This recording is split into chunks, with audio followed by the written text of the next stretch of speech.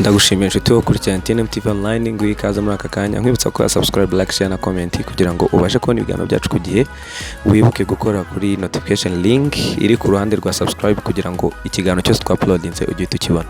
Tugiye gukora ikiganiro hano rero kijyanye n'umuziki nyarwanda, ndi kumwe na mugenzi wanjye Patrick Habs. Njyewe ni Aime the Speaker. Hano rero turi ni kuri Best New Chicago, ni Gikondo CGM, wahanyarukira ukafatira fresh juice, fresh milk, buri kintu cyose wabonayo wagifatirayo. Hanyuma rero ndagira ngo ntangire ndi kumwe na mugenzi wanjye tugire ikintu tuganiraho kijyanye n'umuziki nyarwanda. Ngo ikaze. Urakoze cyane Aime. Tudatinze tugiye kubanza turebe ku ngaruka COVID-19 yabaragize kuri muzika nyarwanda. Ese niki cyapfuye, niki kitapfuye, ese abahanzi byabagendekeye gute, aba producer, abanyarwanda muri rusange ese babyakiriye gute? Yes, hanyuma rero ngira ngo tukiraho ngaho murabyumva neza, tugiye kuganira nyine kuri izo ngingo ebyiri cyangwa se eshatu zijyanye na industry music yo mu Rwanda. Hanyuma rero kuba COVID-19 yaraje mu Rwanda birumvikana cyane muri secteur zose yagize ibintu yangiza. Hanyuma rero twe tugiye kwibanda ku muziki nyarwanda. Patrick, nagira ngo nkubaze mbere tugereranyize muziki ya mbere ya COVID na nyuma ya COVID. Ngiye ku giti cyane mbona harimo evaluation nini cyane kuko abahanzi barakoze cyane bitandukanye nuko twabikekaga. Abahanzi benshi barakoze, twagiye tubona ibitaramo bitandukanye byinshi, bikavuga ati susurukira mu rugo. Twabonye Iwacu Music Festival ijyaho ako kantu kavuga ngo susurukira mu rugo. Hari abahanzi benshi bakoze nk'aba Neri Ngabo, ba Igor Mabano, virtual albums barakoze, na Ishundi na Christopher yarakoze. Ni benshi bakoze, Tough Gang yarakoze, Bruce Melody yarakoze, Tom Close, Danny Vumbi, ni benshi bagiye bakora. Tunashimira cyane abantu babafashe. MK1 TV turashimira cyane kuko abenshi muri abo ngabo bakoranye nayo. The Ben yarakoze, hari benshi bakoze, ariko sinibwira ko wenda inyungu bifuzaga. Israel Mbonyi muri gospel yarakoze. Inyungu bifuzaga muri no mwaka benshi ngo twatutegereje 2020 niyo bari bayitegereje, yaba abaririmbyi, yaba abacuranzi, yaba abaturage cyangwa abakristo muri rusange, cyangwa n'abafana babo muri rusange. Mu ngiri zose abantu bose bategereje 2020. Tukiri mu bwana nyine nibwo twumvaga 2020 kuvuga ati nzaba mfite iki, ariko nawe tuzi ko tuzabonamo kino cyorezo. So nyeka ko abenshi bafite ibitaramo, ntabwo ibitaramo byemewe kuba mu Rwanda, ahantu hahurira abantu benshi ntabwo byari byemewe kugeza amagingo yangana nabwo biremerwa. Ndakeka rero bafite ibitaramo batakoze ibyo bitaramo, buri uko wakinjiriza abantu baje muri stade bakoreye nko muri arena, ntabwo ari ko wakinjiriza bakoreye kuri YouTube. So nyeka ko hari igihombo cyagaragaye kuri bamwe, hari n'abagize icyo babona. Urugero nk'ubu COVID-19 hari ikintu gikomeye cyane yakoze ku bana bakiri kuzamuka, abanza ari kuzamuka. Hari benshi batangiye kuzamuka neza, nubwo hari abari gukora neza, ariko bakaba batari kubasha kubona bakorera ibitaramo byabo bitewe nuko kubera COVID. Ubu bari kwinjirizwa na YouTube kandi si benshi cyane bafite ibisabwa kuri YouTube kugira ngo tutanagiye kure ntago virtual streaming cyangwa virtual album launch zo nyine ubwo nibibereye kuri murandasi, ntago biragira uruhare runini, ntago biragira ahantu hanini cyane mu Rwanda nkuko tubona ba South Africa, Nigeria bashobora gukora show ikinjiza amafaranga menshi cyane kurusha show bashyize muri salle. Rero twe ntibiragira kuri urwo rwego, niyo mpamvu tuvuga tuti yego koko abahanzi bacu barakoze kandi bakoze neza cyane. Big credit to him cyangwa to all, kuko bose barakoze cyane.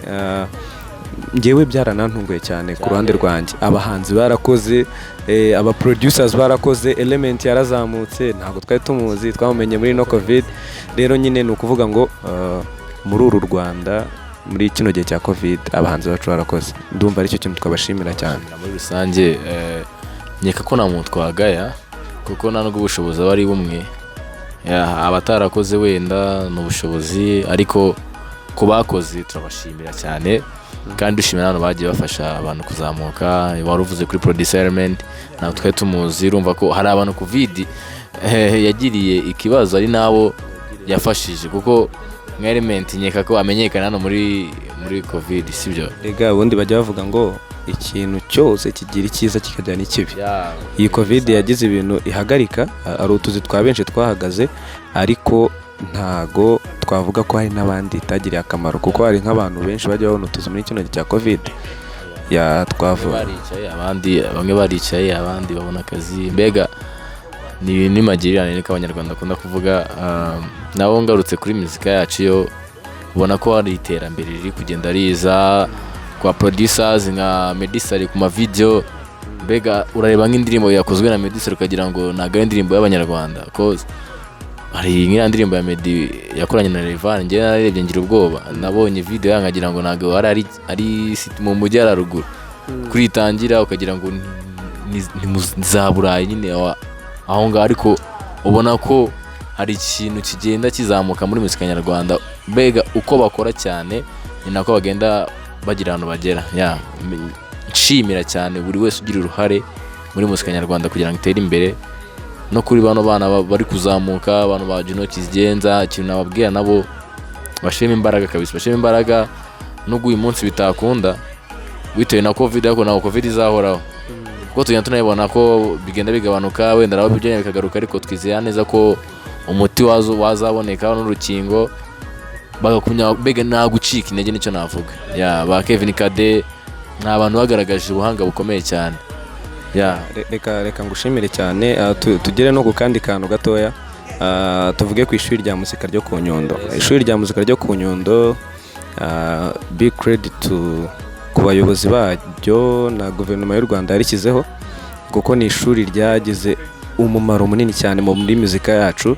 Aha turavuga nk'abahanzi, abahanzi bose tubona barimo barashininga cyane bakiri batoya, ba Kevin Kade, ba Aliel Ways, hari abandi benshi cyane, uyu musore urimo arafashwa na Bruce Melody yitwa wahoze muri Yemba Voice yitwa sorry ndumva ncitseho gatoya, hari Mozi, hari na Billy Ruzima, ubwo undi ndumva mwibagiwe gatoya, ariko bose nabarezwe na Nyundo.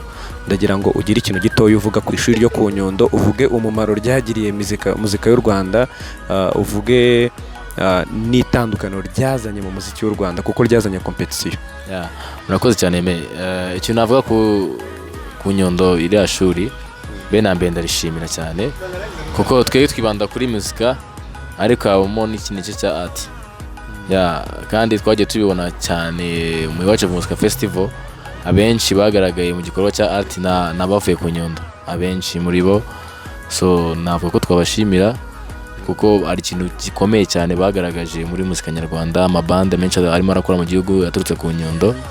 Ntabwo biba byoroshye kugira ngo ahantu hamwe ya producing abantu bande agera mu 10 kandi zikomeye. Nk'ubu ngubu turabona Symphony, turabona amabande agiye atandukanye, Sebeya, Groovy, n'amabande menshi agenda agaragara, kandi n'ututse n'amabande abateye no mu mabande, ariko tusikarira abacuranza abenshi baciye ku Nyundo. Nayishimira mbere ko nabanza ngashimira leta y'u Rwanda yatekereje ko Nyundo igomba kubaho, ngashimira abantu bayihagarariye, ngashimira buri mwana wese ujya ku Nyundo kandi akumva ko abikunze akavuyo kandi akagera ku cyo yifuje gukora. Muri make natinze ndashimira ku Nyundo, kiriya kigo rwose kiradufasha cyane, kandi basaba kurushaho gukora cyane kugira ngo muzika nyarwanda irusheho gutera imbere. Ndazi neza ko imbaraga bashiramo twese turazibona. Reka ngushimire cyane Patrick kubw'ubusesenguzi bwawe, ndetse no kuba twaganiriye ku muziki wacu wo mu Rwanda.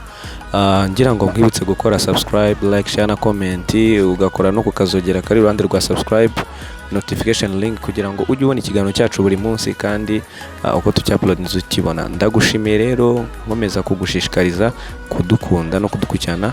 Duhari ku bwawe, tugira ngo dukore byiza kugira ngo mubashe kwishima.